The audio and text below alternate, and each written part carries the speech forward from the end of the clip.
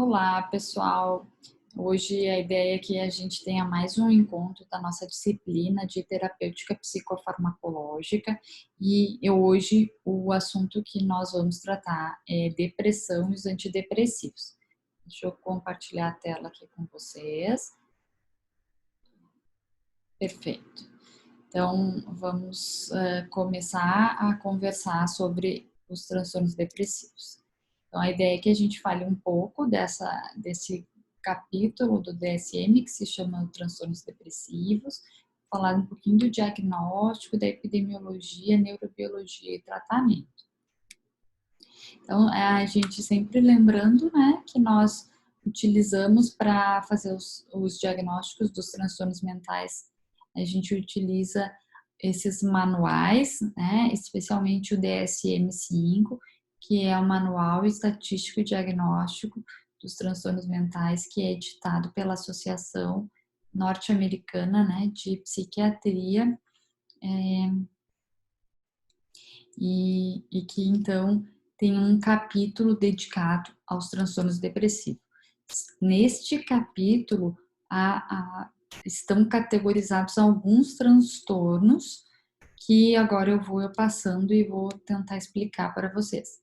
Então, a gente tem um transtorno que foi adicionado no DSM-5, que não havia no DSM-4, que é o transtorno disruptivo da desregulação de humor, que é caracterizado em um quadro de irritabilidade intensa, explosões de raiva em adolescente. O grupo do DSM-5 dizia que nós estávamos tendo diagnóstico demais de transtorno bipolar nesses adolescentes e que, na verdade, esses pacientes teriam uma outra condição que seria mais relacionada à depressão. E aí propuseram, então, esse novo diagnóstico. O transtorno depressivo maior, que é o que a gente conhece popularmente por depressão, e a gente já vai falar um pouco melhor sobre critérios, diagnósticos, enfim. O transtorno depressivo persistente, que é o que a gente chamava anteriormente de distimia, então que é um transtorno de característica assim, mais crônica e que perdura é menos intenso e mais extenso, digamos assim. Transtorno disfórico pré-menstrual, né, que são sintomas importantes no período que antecede a menstruação, de humor, irritabilidade, labilidade. Transtorno depressivo induzido por substância ou medicação, é um exemplo de medicação que pode induzir depressão são os corticoides. Transtorno depressivo devido a outra condição médica, por exemplo, hipotireoidismo, ou ainda tem as categorias residuais, outro transtorno depressivo especificado e transtorno depressivo não especificado. Esse mapa é para mostrar a distribuição, né, da depressão e a importância dela enquanto causa de incapacidade, né? Então, esse índice, né, o DAILY, né, como um marcador de incapacidade e que a gente tem essa realidade hoje, né, da depressão como sendo uma das principais causas de incapacitação no mundo. Nós vamos falar dos subtipos aí da depressão, dessa heterogeneidade, né, que vai variar entre os indivíduos e que a gente vai ter alguns subtipos e que nós vamos conversar daqui a pouquinho. Então, subtipos, né, melancólica, típica, psicótica, pós-parto, o transtorno disfórico pré-menstrual, reação de ajustamento, a depressão sazonal, depressão agitada, e sempre lembrando esse quadro, né, que é o grito, né, que a gente muitas vezes interpreta como o desespero, né, da depressão. Então, só para a gente pensar em termos dos sintomas que são característicos da depressão, a gente vai ter diferentes grupamentos de sintomas a gente vai ter sintomas emocionais, sintomas físicos, sintomas cognitivos.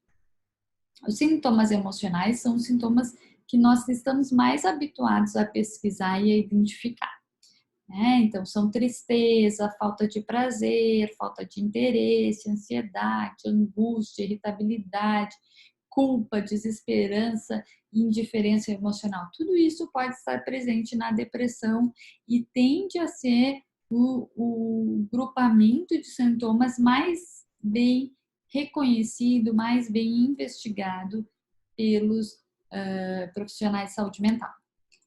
Mas a gente também sabe que a depressão cursa com sintomas físicos importantes: cansaço, alteração do apetite, alteração do sono, a variação dos sintomas, né, durante o dia, queixas físicas, dores, lentificação.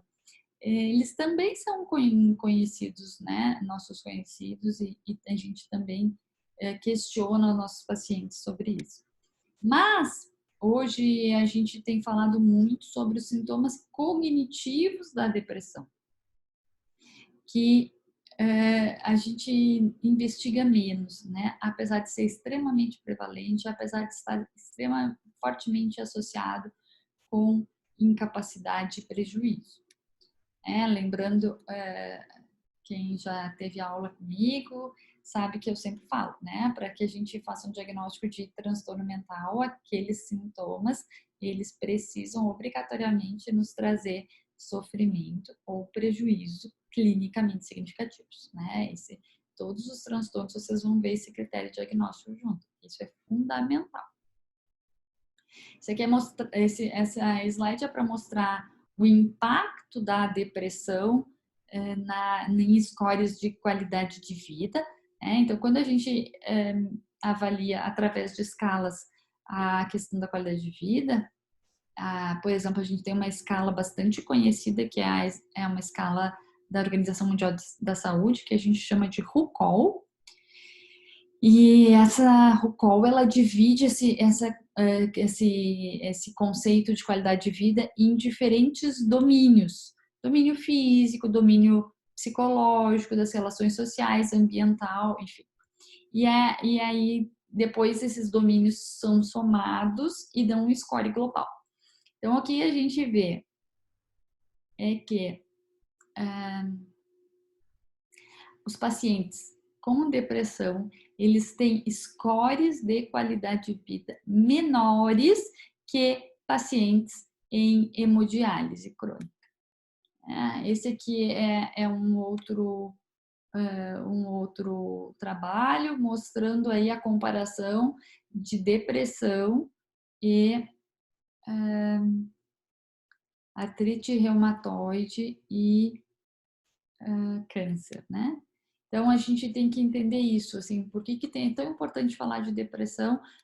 Ela é um transtorno extremamente prevalente, cerca de 17% das pessoas terão depressão ao longo das suas vidas.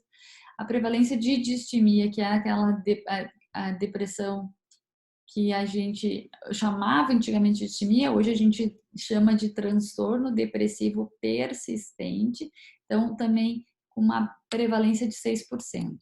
Né? A prevalência ponto, de acordo com o CDC, um dado de 2008, é 3,4%. O que é importante sempre lembrar que as mulheres são muito mais acometidas por depressão do que os homens, né? Então tende a ser um homem para cada 2 a 3 mulheres. É uma importante causa de custos para o sistema de saúde, né? Então, é a quarta causa de gasto em saúde, causa de incapacitação, e a gente vai ter mais de 350 milhões de pessoas afetadas no mundo. Esse é um trabalho clássico que mostrou um dado muito interessante, né, que é a questão da mortalidade em pacientes que sofreram infarto agudo do miocárdio. Esses pacientes que foram acompanhados, né, por mais de 1.000 dias, quase 2.000 dias, vamos dizer assim, e aqui são os diferentes grupos de acordo com um score numa escala de depressão que chama-se Inventário de Depressão de Beck. É um inventário que é um autorrelato, ele não é diagnóstico, mas ele quantifica, né, um score de depressão. Então, quanto maior o score, a princípio mais intensa a depressão. O que esse trabalho viu? Que o grupo com scores maior, quanto maior o score nessa escala de depressão, maior a mortalidade, né? Então, a depressão como preditor de mortalidade pós-infarto agudo do miocárdio, né? Isso aqui é mostrando a carga da doença, né? Então, em 2004, a depressão era considerada a terceira e a previsão, a perspectiva é de que ela passe a ser a primeira em 2030, né? Isso aqui é só para mostrar um pouco a linha do tempo, né, da história da depressão. Depressão não é uma doença da moda, um transtorno da moda, né? Na verdade, a gente tem descrições desde o tempo lá de Hipócrates, quando ele descreveu aquela teoria moral, né, e que tinha a bile negra, né? E aí a gente tem um tempo de, enfim, né, de que a gente que vai ter um entendimento mais, vamos dizer assim, mágico com relação aos transtornos mentais, como se fosse bruxaria, enfim, ali na Idade Média. Depois a gente já em 1900 tem o Freud falando sobre luto e melancolia, e aí em 1930 começamos a ter tratamentos para a depressão, ECT, e posteriormente na década de 50 começam a surgir os primeiros antidepressivos, né? Final da década de 70 os trabalhos surgem, né? A teoria do Beck, que é que é a tríade cognitiva da depressão, e ele desenvolve toda a psicoterapia cognitivo-comportamental. E em 88 surge a fluoxetina, né, o mais popular e um dos primeiros inibidores seletivos, se não o primeiro, né, inibidor seletivo da recaptação de serotonina. Então, só aqui que a gente recapitulando, sintomas da depressão, né? Que a gente vai ter os psicológicos, os cognitivos, né? E que a gente vai ter nos cognitivos dificuldade de memória, de atenção, de concentração, sentimentos de desvalia, de culpa e distorções negativas. O Beck o Aaron Beck é um senhor ainda vivo, super interessante, e que ele propõe que haveria uma tríade cognitiva da depressão, em que a gente teria uma visão negativa de si, do outro e do mundo. Os sintomas comportamentais, né? Isolamento, redução na produtividade, crises de choro ou raiva, atritos e confrontos interpessoais, comportamentos compulsivos, suicida, agressivo. Então, e os sintomas físicos? A gente pode ter alteração de sono, de apetite, a gente pode ter diminuição de libido, a gente pode ter dor crônica, a gente pode ter formigamento, tensão muscular, palpitação, desconforto gastrointestinal, sensação de peso nos braços, nas pernas, fadiga. Bom, esse aqui é uma figura que eu acho ela muito didática, porque ela é um artigo de 2018, uma revisão que, se não me engano, está publicada no Lancet, e, como vocês sabem, né, uma revista extremamente importante de clínica médica, e que o autor, ele tenta, de uma forma gráfica, colocar os sintomas depressivos, né, e as cores, né, de acordo com o cluster de sintomas, né? Então, ele coloca humor deprimido e anedonia, sentimentos de culpa, né? Como são os sintomas que a gente chamaria de emocionais, sendo que o humor deprimido e anedonia, eles são fundamentais. Então, é imprescindível que um deles esteja presente para que a gente possa fazer o diagnóstico de depressão. Depois a gente tem os sintomas que ele chama de neurovegetativos, fadiga, perda de energia, alteração de sono, alteração de apetite, e os sintomas cognitivos, né? Dificuldade de tomar decisões, retardo ou agitação psicomotora. Esses são, então, os 9 critérios diagnósticos de depressão. Para que a gente possa fazer diagnóstico de depressão, então, 5 destes 9 critérios, eles precisam estar presentes a maior parte do tempo, quase todos os dias, por pelo menos 2 semanas. Tá?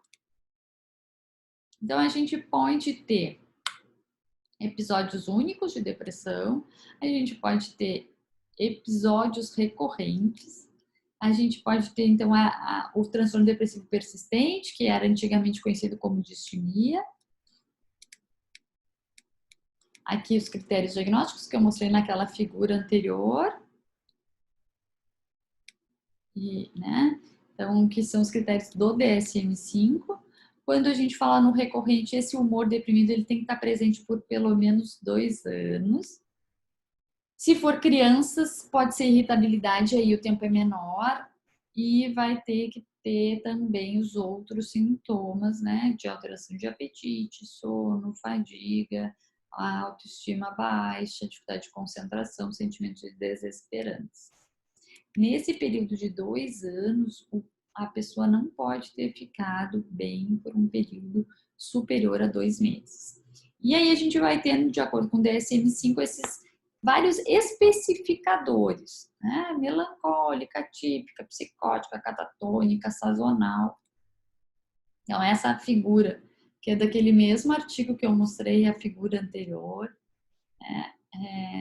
esse autor, o Mali, ele faz desenhos assim que fica bastante didático. Então, ele coloca que a gente vai ter especificadores, né? Que podem ser especificadores relacionados à clínica, aos sintomas, né? E aí, ansiosa, mista, atípica, melancólica, catatônica e psicótica. Se a gente tiver psicose, a gente também vai poder avaliar se aquele sintoma psicótico ele é congruente ou incongruente com o humor. A gente vai ter também especificador de severidade, de início, né, com relação ao status de remissão e com relação ao curso do transtorno, né? Então, como é que a gente vai avaliar o nosso... Nós estamos diante de um paciente com sintomas depressivos. O que nós vamos tentar capturar para entender aquele paciente? A história do transtorno, né? A história de vida, as comorbidades, a questão do risco de suicídio, isso é muito importante, né? Porque a gente sempre tem que lembrar que nós estamos falando de um transtorno que tem uma prevalência muito alta. Então, se 17% da população terá depressão, a gente sabe que este é o transtorno mental que está muitas vezes associado com comportamento suicida. E aí a gente sempre lembrar que, além das mortes prematuras em função dos suicídios, a gente vai ter todo o prejuízo, incapacitação e sofrimento ocasionado pelo comportamento suicida como um todo. Quando eu falo de comportamento suicida, eu vou estar falando não apenas de suicídio, mas eu vou falar de ideação, plano, tentativa, né? Isso tudo engloba tudo isso, tá? A gente vai ter que ter isso na mente, assim, que a gente sempre vai ter que diferenciar aquele quadro depressivo de um luto ou de uma tristeza normal. Então, é sempre bom a gente pensar como outras pessoas estariam no lugar daquele paciente e quão prejuízo e sofrimento ele está tendo, né? Diagnóstico diferencial com outros transtornos mentais, como transtorno bipolar, a questão dos transtornos por uso de álcool e drogas, esquizofrenia, demência. A gente sempre vai pedir uma avaliação laboratorial básica, né? A gente lembra sempre a questão da tireoide, quão importante é avaliarmos, né? Vamos avaliar outras coisas gerais, assim, mas o TSH é importante porque os sintomas de hipotireoidismo muitas vezes são muito parecidos aos sintomas depressivos e os pacientes podem ter hipotireoidismo e aí o tratamento do hipotireoidismo pode beneficiar, né? Importante também é que ficou escuro, mas enfim, a gente sempre lembrar da importância da nossa relação médico-paciente. Então, a fisiopatologia, né, a gente vai ter lembrar sempre dessa questão que nós vamos ter uma interação entre fatores genéticos e ambientais. Então, há sim uma suscetibilidade ao transtorno que é herdada. A gente não herda transtorno mental, nós herdamos uma suscetibilidade. E aí, bom, de acordo com os estressores ao longo da vida, eu posso vir a ter ou não a depressão. Esse aqui é só para lembrar do desenvolvimento cerebral e do quanto a gente deve cuidar, né? Tem a questão da primeira infância ali, né? Do período gestacional e os 2 primeiros anos de vida, né? Que é daí que vem aquela história dos 1000 dias, de onde é que vem esses 1000 dias, né? Os 9 meses de gestação e os 2 primeiros anos de vida. E que é como um período importante e de vulnerabilidade, né, uma grande vulnerabilidade em termos de os estressores acontecidos neste período podem causar alterações em migração neuronal, em poda neuronal, em vários fenômenos, né? E aí se relacionar à presença de transtornos mentais na vida adulta. E há outro grande período de vulnerabilidade cerebral, a nossa adolescência, né? E aí eu lembro sempre a questão do uso de álcool e drogas na adolescência e do quanto a gente deve se atentar a isso e pensar que é um momento que a gente pode prevenir transtorno mental, porque há inúmeros trabalhos que mostram a associação inequívoca de, por exemplo, o uso de maconha precocemente e aumento do risco de esquizofrenia, né? Então, aqui só lembrando então que o córtex, né, o nosso córtex pré-frontal, que é a nossa parte ali de julgamento, de decisões certo e errado, enfim, ela só vai estar plenamente amadurecida lá pelos 24 anos de idade. Então, por isso que é tão importante esse cuidado com a exposição a álcool e drogas na adolescência.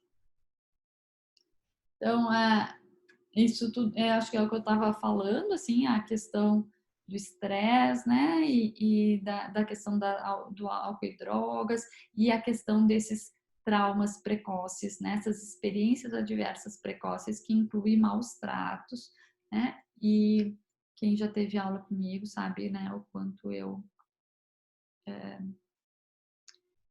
enfatizo a importância disso e como isso repercute ao longo da vida, né? Quando a gente está falando de maus tratos, nós vamos dividir em 5 grandes categorias, que é negligência emocional, negligência física, abuso emocional, abuso físico e abuso sexual. A gente sabe que isso muitas vezes acontece mais de um tipo de abuso simultaneamente, né? E que isso sim vai ter repercussões na vida daquela pessoa. A questão da genética na depressão, então a gente sabe que quando eu tenho um familiar em primeiro grau, eu vou ter um risco muito maior, 8 a 10 vezes maior. Então, a herdabilidade ela é estimada entre 0,29 e 0,42, mas a gente não tem um gene, então a gente sempre fala assim que provavelmente trata-se de uma herança poligênica, né? Então tem vários genes que conferem suscetibilidade e aí a gente foi exposto a estressores importantes, nós vamos talvez ter um risco grande de desenvolver depressão. Essa questão que eu falei já do trauma na infância, ele aumenta muito o risco de depressão, risco atribuível de 54%, vejam isso. Então, isso é muito importante, né? E eu tenho o hábito de conversar, assim, sobre essa questão e de sempre lembrar que essas formas de abuso têm um impacto, né, muito grande, né? Então, e o abuso sexual como tendo uma importância, né, assim, por tudo que ele envolve, né, o abuso sexual é muito complexo, assim, é uma relação, é algo que acontece, né, entre um adulto e uma criança em geral, e que a criança não tem condições de decidir se aquilo é errado ou não. Enfim, então tem muitas coisas que envolve culpa, envolve que às vezes tem prazer, né, e envolve tabu, vergonha, N coisas, então é extremamente complexo. E eu costumo dizer que para configurar abuso sexual eu não preciso necessariamente ter penetração, né? Então, um adulto expor seus genitais para uma criança que tenha com o intuito de ter satisfação sexual, isso já pode ser considerado abuso, né? Então, é muito importante isso que a gente tem isso na nossa cabeça. E bom, isso é mostrando que os períodos, né, que vai ter alteração, o estresse nesses períodos sensíveis no desenvolvimento, eles vão causar alterações em estruturas cerebrais, como, por exemplo, o hipocampo, né, o corpo caloso, enfim. Aqui é mostrando a questão que a gente sempre fala dessa interação da genética com o ambiente, né? Então, tem esse grupo lá, esse Caspi, é um autor bem importante, acho que ele faleceu ano passado, mas é uma pessoa que estudou numa cidadezinha da Nova Zelândia, acompanha, assim, nos países do primeiro mundo nós temos aqueles bancos de dados maravilhosos em que eles acompanham os pacientes, não, a população, né, desde o nascimento e vão acompanhando, enfim, são coortes, né, muito importantes, interessantes e que fazem, e que, enfim, nos respondem muitas coisas, né? Então, aqui ele mostra que quanto maior o número de eventos estressores ao longo da vida, maior o score autorrelatado, né, de depressão. Então, os trabalhos do CASP, se alguém tiver interesse, ir lá no PubMed e pesquisar, vocês vão achar, acho que já vão achar bem interessante, né? Então, ele é dos primeiros autores a estudar essa questão de maus tratos. A epigenética como um conceito importante, né? O que quer dizer isso? Assim, o que se estuda muito, né? é que esses eventos estressores precoces, enfim, eles causariam alterações no nosso DNA, né? Especialmente metilações. E que essas alterações, então, estariam associadas ao desenvolvimento de depressão. Aqui é só para ilustrar uma figurinha, né? Mostrando essa questão da metilação e que e lembrando que as coisas vão então iniciar ainda no nosso tempo de vida intrauterino, né? E que outros fatores pós-natais vão estressores, trauma, alterações nutricionais vão estar associados com essa maior metilação do DNA. Aqui é só para mostrar, né, como é que é esse processo das alterações epigenéticas na depressão e da metilação. E o que é importante, né,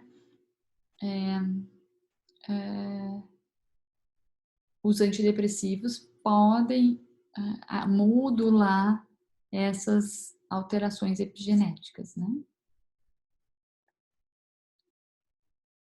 Só para a gente pensar, a depressão ela vai estar presente ao longo do ciclo vital, então eu posso ter depressão na infância e adolescência, eu posso ter no adulto jovem, eu posso ter no idoso, né? É mais ou menos a mesma coisa, mostrando essa questão da depressão nas diferentes fases da vida. A principal hipótese, né, de qual é a causa, o que está por trás da depressão, é a hipótese das monoaminas, que está muito relacionada com este fármaco, que é a reserpina, que é um antihipertensivo, né, que acabou sendo banido do mercado por induzir sintomas depressivos e suicídio. Então, e aí ele faz essa depressão dessas monoaminas. Quando eu falo monoamina, eu estou falando de 3 neurotransmissores, monoaminas, né? Quais são as monoaminas? São serotonina, noradrenalina e dopamina, tá? Então, quando a gente falar em monoaminas, nós vamos estar pensando sempre nesses 3 neurotransmissores. E os antidepressivos, eles aumentam essas monoaminas de forma aguda e fazem o que a gente chama de downregulation, né, dos receptores pós-sinápticos. Então, aqui é só para mostrar os circuitos, né, dos diferentes neurotransmissores. Aqui a serotonina, as vias serotonérgicas, aqui as vias noradrenérgicas e as vias dopaminérgicas. Aqui é para dizer que, assim, que a gente tem trabalhos, assim, isso é um resultado de uma meta-análise, né? Então, quando a gente tem uma meta-análise, a gente vai ter aqui a síntese de todos esses trabalhos, mostrando que há uma diminuição de volume, né, do hipocampo em pacientes com depressão. E aí, assim, né, como é que é essa diminuição de volume? Nem sei, assim, a gente não pode dizer que ela é decorrente da diminuição de número de neurônios. Na verdade, ela pode ter alterações da arborização dendrítica, da plasticidade sináptica, enfim. E aí a gente tem muitas pesquisas, né, nos mostrando isso, o papel dessas neurotrofinas, como o BDNF. O BDNF é a sigla para fator neurotrófico derivado do cérebro, e ele é um marcador de viabilidade dos neurônios, né? Então, na depressão, por exemplo, eu posso ter diminuição dos níveis plasmáticos de BDNF, né? E a gente também tem estudado essa questão inflamatória, né? Se a depressão estaria associada a um estado inflamatório crônico, e aí se estuda esses marcadores, como interleucina 6, interleucina 1, fator de necrose tumoral alfa. Também a associação do nosso sistema nervoso central com o sistema endócrino, né? E a importância do cortisol como o hormônio do estresse e como são constatadas na depressão alterações neste eixo, né, hipotálamo, hipófise, adrenais. Então, esse eixo ele vai estar com seu funcionamento comprometido em pacientes com depressão. E a questão do estresse oxidativo, né? Então, nós sabemos que nosso organismo ele está sempre gerando radicais livres e a gente tem uma capacidade de, digamos, depurar esses radicais livres e eliminá-los, né, do nosso organismo. Mas, em algumas situações, como, por exemplo, durante o episódio depressivo, a gente pode ter um acúmulo dessas espécies reativas de oxigênio, enfim, radicais livres, e que excede a nossa capacidade de eliminação, digamos assim. Mas as críticas para esses marcadores todos é porque a gente, a grande parte das vezes, a gente dosa isso no sangue, né? E aí sempre as pessoas perguntam: será que essa alteração sanguínea ela realmente reflete aquilo que está acontecendo no sistema nervoso central? E, enfim, são interrogações que se colocam, né? Vamos seguir. Então, a depressão aqui como uma doença ou um transtorno mental, vamos dizer assim, né? Porque a gente muitas vezes, né, utiliza a gente prefere, né, não evitar o termo doença, porque nós não conhecemos exatamente a fisiopatologia da depressão. Então, essa interação dos fatores genéticos e ambientais, que sim, a gente pode tratar e se recuperar, né?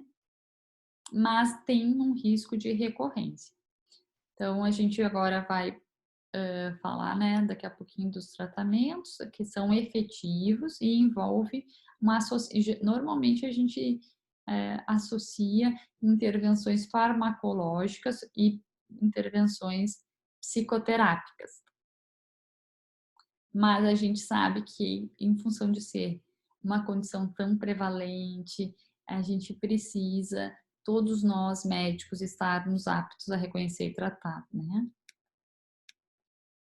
Então, a etiologia, como essa concepção dicotômica, a fisiopatologia, que a gente tem que tentar mudar, né, desse enfoque determinista para processual, diagnóstico e os tratamentos que a gente tem que buscar tratamento personalizado.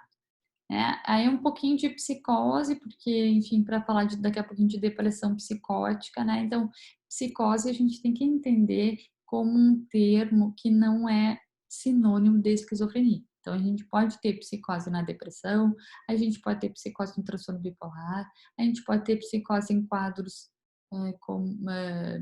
como doença de Alzheimer, né? Então, a gente pode ter em várias condições. E aí a gente tem esses autores que falavam, né? O Kraepelin, o Jaspers, o Schneider, né? E aí se falava, então, psicose como um conceito que se opunha ao de neurose.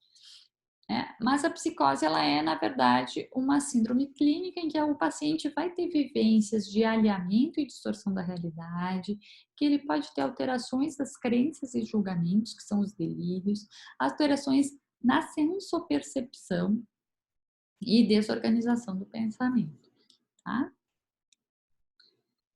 E aí, como eu falei, vai estar presente em várias condições e a alucinação como uma percepção sensorial na ausência de estímulo, né, externo, e a gente pode ou não ter crítica. O insight quer dizer crítica, né, do sintoma. A alucinação, como uma alteração de sensopercepção, ela pode envolver qualquer um dos sentidos, né? Então, pode ser auditiva, visual, olfativa, gustativa ou tátil. Aqui é só mostrando uma figura falando sobre essas alterações de sensopercepção. Delírios, os sintomas psicóticos, normalmente a gente vai, são os delírios, as alucinações. Então, alucinações é a alteração de uma função, né, do ego, que é a sensopercepção, e os delírios é a alteração de uma outra função, que é o pensamento. Tá? Então, são crenças falsas, fixas, são baseadas em inferências incorretas sobre a realidade externa, são mantidas firmemente, apesar de evidência que, obviamente, contradiz a crença. Aqui os diferentes tipos de delírios, que não é o enfoque da nossa aula, né? Mas eu queria falar um pouquinho da depressão psicótica, me deter um pouquinho nisso e falar que a depressão psicótica, na verdade, é uma depressão que vai ter presença de sintomas psicóticos, né? E que a gente pode, então, ter depressão psicótica tanto no transtorno bipolar, que foi tema de outra aula, como no transtorno, na depressão unipolar. Tá? Agora, indo para a parte mais de tratamento, nós vamos falar sobre o que a gente faz com o paciente, que se nós estamos diante de um paciente com um episódio depressivo, entender que o objetivo do tratamento da depressão hoje é o que a gente chama de remissão. Então, a gente tinha, ali pela década de 80, a ideia de que o objetivo do tratamento era a gente ter uma resposta. Resposta é conceituada como a diminuição de 50% em um score de depressão. Mas a gente tem que se dar conta que isso, se eu tiver um score de 30 e eu diminuir para 15, eu respondi. Mas eu ainda posso estar com sintomas importantes. Então, isso a gente tem que ter claro. Hoje a gente pensa em remissão e, mais longe ainda, em recuperação funcional, em funcionalidade, tá? Esse é o nosso grande objetivo. Então, a gente vai sugerir coisas, medidas gerais, né? Se a pessoa está usando álcool e drogas, a gente vai estimular que ela cesse esse consumo, a gente vai orientar com relação a medidas de higiene do sono, né? Evitar estimulantes à noite, evitar medicamentos para dormir, evitar barulho, evitar cochilo de dia, são várias dicas que a gente chama de higiene do sono e alterações no estilo de vida, né? Então, exercício regular, uma alimentação equilibrada, e aí isso tudo faz parte do tratamento da depressão. Depois a gente vai ter as intervenções psicossociais, que inclui psicoeducação, informar que depressão não é frescura, que depressão desmistificar esse estigma, né, que ronda os transtornos mentais. E depois a gente vai para as intervenções mais específicas, né, as psicoterapias, diferentes psicoterapias, a cognitivo-comportamental, interpessoal, e hoje tem essas terapias que a gente chama de terceira onda, como aceitação e compromisso, e as psicoterapias baseadas em mindfulness. Né? E aí a farmacoterapia, que nós vamos ter as diferentes classes de antidepressivos, que nós já vamos nos deter mais, tá? E também a gente ainda vai ter as terapias de neuromodulação, como o ECT, e a gente vai falar no final um pouquinho da ketamina, que é uma possibilidade de um novo tratamento aí. Aqui só mostrando os diferentes antidepressivos, fica pequena essa figura, mas ela é interessante, é daquela mesma revisão do Lancet que eu falei, e ela vai mostrar os diferentes antidepressivos e em quais neurotransmissores esse antidepressivo atua, tá? Então, aqui, para a gente pegar, deixa eu ver se a gente pega um exemplo aqui. Fluoxetina, né? Como especialmente a serotonina, né? Enfim, e aí vai mostrando aqui azulzinha serotonina, noradrenalina, dopamina, tá? E aí a gente vai vendo os diferentes antidepressivos. Então, os principais classes de antidepressivos, os inibidores seletivos da recaptação de serotonina, como a fluoxetina, a sertralina, a paroxetina, a citalopram, fluvoxamina. O inibidor de recaptação de noradrenalina e dopamina, não tem efeito em serotonina, é a bupropiona. Então, a bupropiona é uma alternativa. Os inibidores da recaptação de serotonina e noradrenalina, que a gente chama também de duais, que é basicamente venlafaxina, desvenlafaxina e duloxetina. Os tricíclicos, que foram os primeiros e que ainda são usados, como imipramina, mitriptilina, clomipramina e nortriptilina. E os inibidores da monoaminoxidase, que a gente tem a tranilcipromina no Brasil, e fora do Brasil também tem feneuzina, mas que são medicamentos que a gente tem que ter bastante cuidado, porque eles têm uma interação com a tiramina, então a gente tem que cuidar muito com alimentos e alguns medicamentos. Essa é uma figura clássica, que é a curva de Kupfer, em que ele divide o tratamento em 3 fases, né? Tratamento da fase aguda, continuação e manutenção. Então, a fase aguda seria essa parte da curva, em que a gente pode ter resposta e que a gente vai buscar a remissão, e a gente pode ter, então, aqui é o tratamento de continuação e manutenção. Então, a gente vai ter recaída se é dentro do mesmo, nesse período, que aí é dentro do mesmo episódio, e recorrência seria um novo episódio. Os antidepressivos, como a gente já falou, tricíclicos, imaus, inibidores seletivos e os duais. E aí depois a gente tem outros antidepressivos que vocês...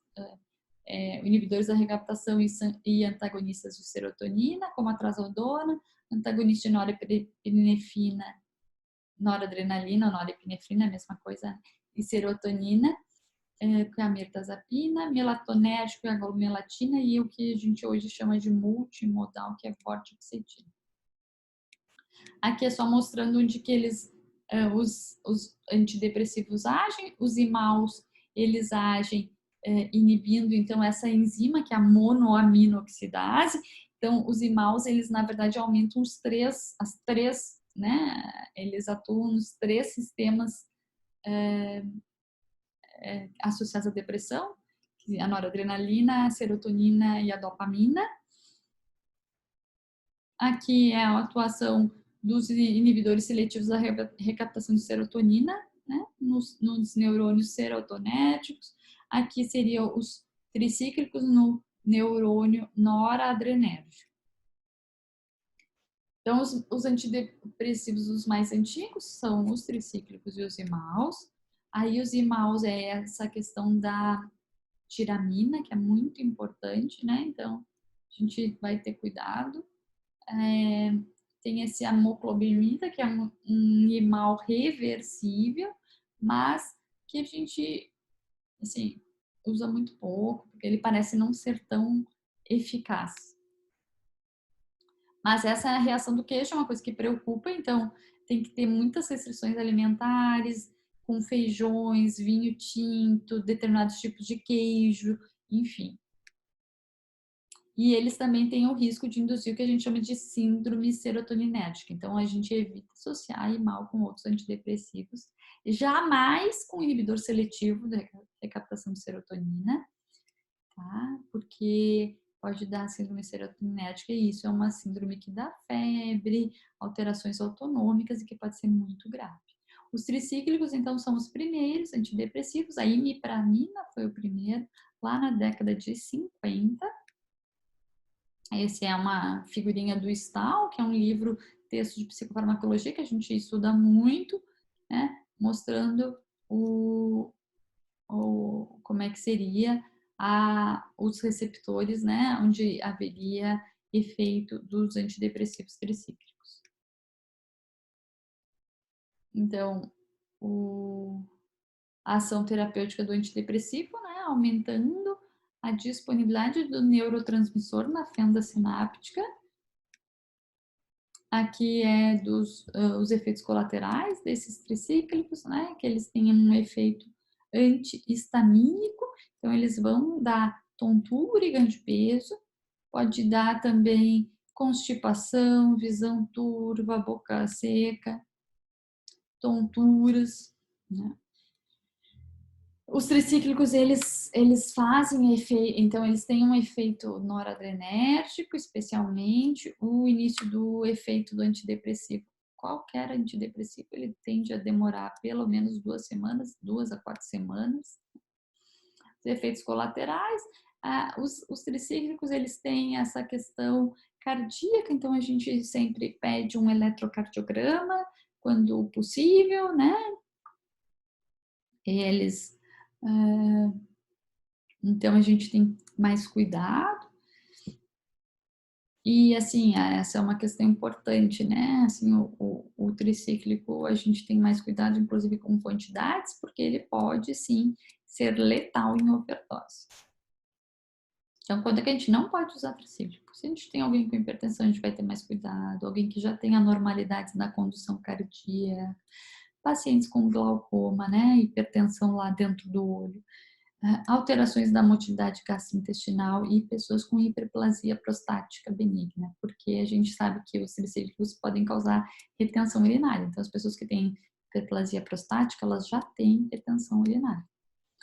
Os inibidores seletivos, né, tem esses vários fármacos, fluoxetina, fluvoxamina, sertralina, citalopram e paroxetina. Eles têm efeito mínimo, né, nas outras monoaminas, então eles são seletivos, né, por isso que a gente chama, hoje são a primeira linha, são muito mais seguros quando em overdose, né, e são muito mais bem tolerados que os tricíclicos.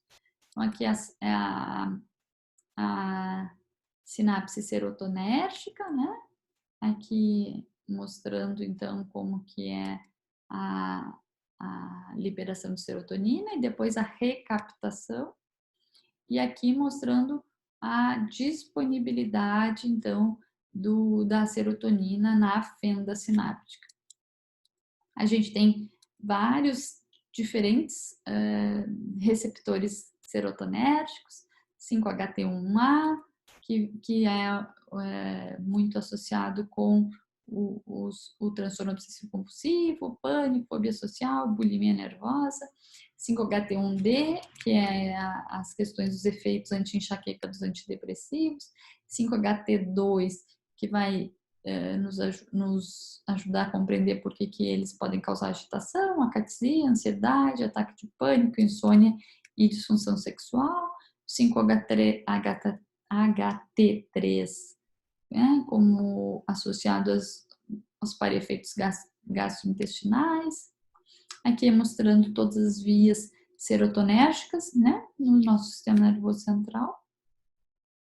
Entender que a depressão, ela tem uma desinibição da via que vai até o córtex pré-frontal, né?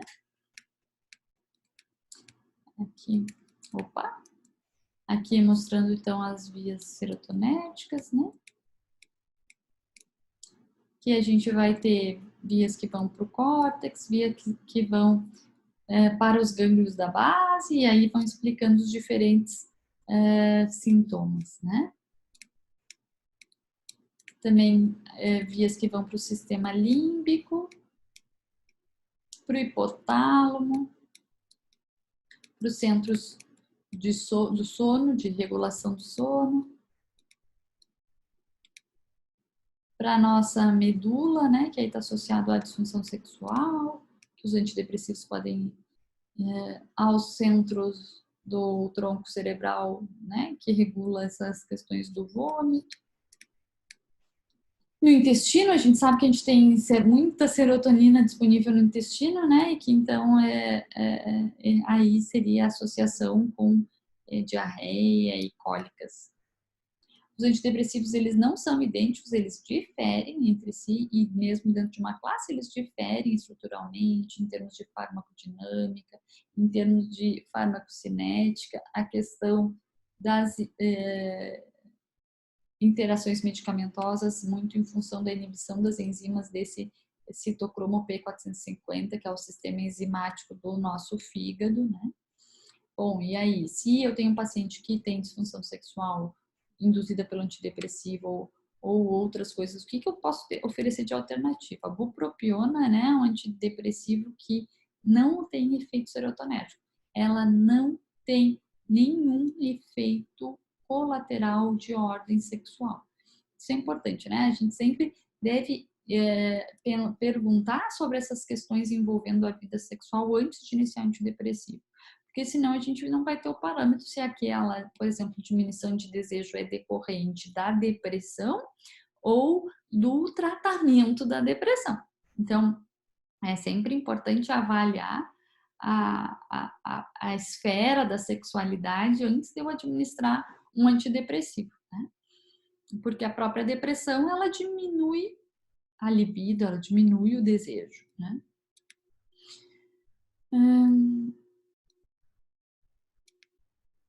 Então, a bupropiona ela também é usada no tratamento de déficit de atenção e hiperatividade em adultos, na cessação do tabagismo, e ela pode causar agitação, insônia, convulsões em dose acima de 300. Os duais, que a gente falou um pouco antes, né? Venlafaxina, desvenlafaxina e duloxetina. A venlafaxina, ela é um fármaco que em doses baixas é um inibidor seletivo da recaptação de serotonina e quando a gente aumenta a dose a partir de 150, ele vai ter um comportamento de dual. A desvenlafaxina, ela é um metabólito da venlafaxina. A duloxetina se tornou muito popular no tratamento de fibromialgia e dor. A mirtazapina, que é um antidepressivo que a gente muitas vezes usa, especialmente em idosos ou em pessoas com baixo peso, anorexia nervosa ou estados consumptivos associados a neoplasias, porque ela aumenta bastante o apetite. Aqui a fotinho da mirtazapina. A trazodona como um remédio que é uma excelente opção no tratamento da insônia. Ele é o fármaco mais prescrito para insônia nos Estados Unidos, porque é uma excelente alternativa ao uso de benzodiazepínicos. O único cuidado da trazodona é o uso em homens, né? Porque a trazodona pode estar associada a priapismo, que priapismo, né? Se vocês acho que lembram da farmacologia, é uma ereção prolongada e dolorosa e que é uma emergência. Se a pessoa tem, ela tem que se dirigir à emergência e porque tem que ser tratado com injeções para reverter aquele priapismo, porque se não tratado ele pode acarretar impotência de difícil manejo. Então, a gente sempre alerta que a trazodona não pode ser associada a remédios como sildenafila e tadalafila, né? Viagra, Cialis, etc., porque aumenta aí o risco de priapismo. E esses novos antidepressivos, a aguamelatina e a vortioxetina. A aguamelatina é um melatonérgico, né? E a vortioxetina é o que a gente chama multimodal, ele agiria em vários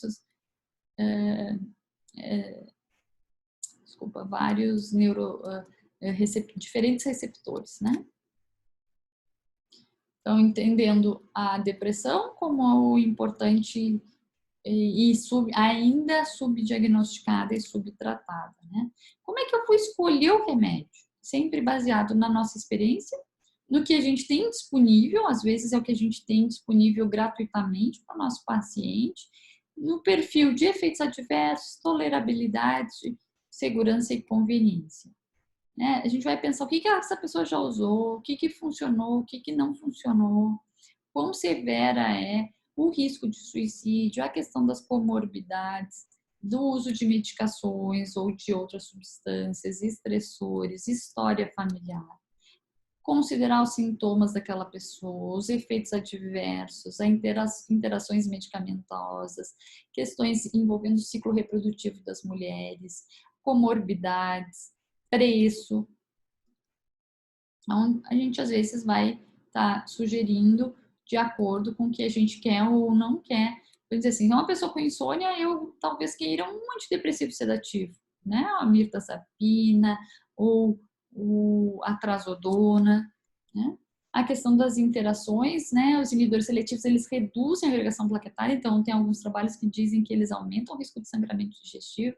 Pessoas com história de sangramento digestivo a gente deve evitar. A questão da tiramina, dos imaus, sempre lembrar, muito cuidado, né?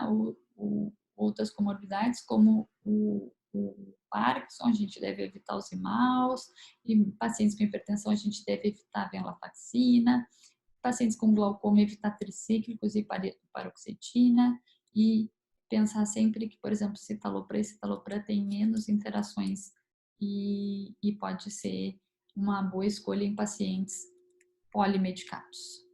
A questão do suicídio, a gente pensar, isso é uma coisa importante, né? A gente tinha, uns anos atrás, teve uma advertência, uma black box na bula dos inibidores seletivos da recaptação de serotonina, em que eles diziam que tinha que cuidar porque havia aumento do risco de suicídio em crianças e adolescentes expostos a estes fármacos. E aí o que se viu é que a partir dessa caixa preta houve uma redução dramática na prescrição de antidepressivos e o efeito, a consequência disso, na verdade, foi exatamente um aumento dos suicídios. Então, inicialmente os inibidores seletivos, eles podem piorar a ansiedade. O que a gente tem que cuidar? Logo que a gente introduz um antidepressivo, às vezes a energia, ela melhora antes do humor. Então, por isso que a gente fala que no início pode haver um aumento do risco de suicídio, porque a pessoa está tão deprimida anteriormente que ela não tem energia sequer para fazer algo contra ela. A síndrome serotonérgica, né, que a gente falou um pouquinho, um desequilíbrio da regulação térmica, alterações no estado mental, febre, agitação, hiperreflexia, diaforese, raro, mas grave.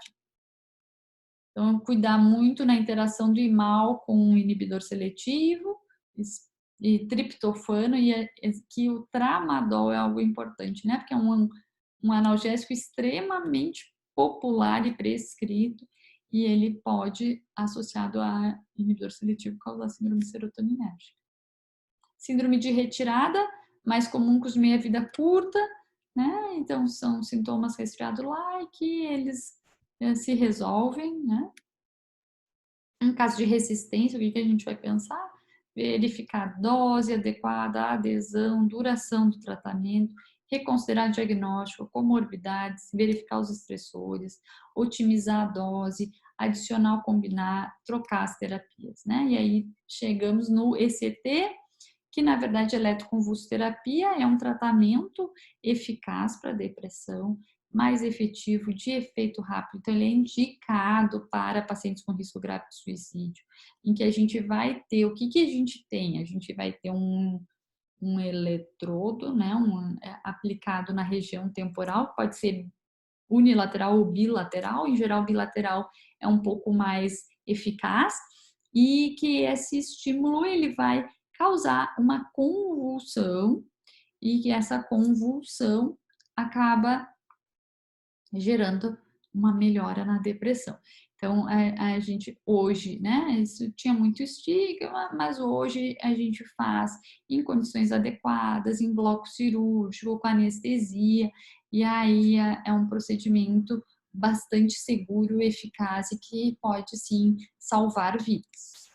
E aí eu queria falar, por fim, um pouco da ketamina e da esketamina, que são promessas aí que a gente tem na psiquiatria, que são, aqui é um artigo de 2018, uma revisão bem interessante, que explica o mecanismo de ação da ketamina. A ketamina é um anestésico usado bastante em pediatria e na veterinária, que tem sido estudado lá desde os anos 2000 como o uso de doses subanestésicas como um tratamento para depressão.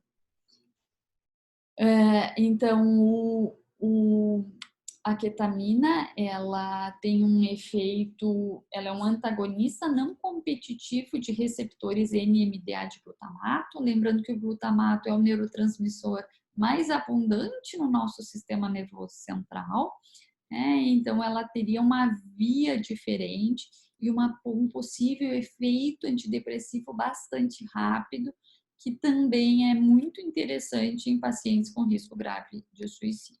Essa é uma figura desse artigo que eu apresentei para vocês, em que mostra a proposta do mecanismo de ação da ketamina como antidepressivo numa sinapse glutamatérgica. Esse é o recorte de um artigo publicado no New England do ano passado, que foi logo após a aprovação pelo FDA, né, que é o organismo americano de regulação dos medicamentos. Então, ele foi a esketamina, não é a ketamina, é a esketamina, que na verdade é a ketamina que a gente utiliza através da via nasal, então seria mais segura, com menos risco de abuso, e por isso ela tem ganho alguma popularidade. E tá, então, também em vias de ser aprovada para uso aqui no nosso país. E foi o ano passado aprovada para depressão resistente pelo FDA. Aqui é falando sobre essa questão, né, da esketamina, sempre pensando que a gente vai ter essas diferentes fases do nosso tratamento agudo, a continuação e a manutenção. E agradecer a atenção, aqui é o meu e-mail, e qualquer dúvida podem me enviar e a gente pode conversar sobre a nossa aula. Obrigada pela atenção de todos e um grande abraço.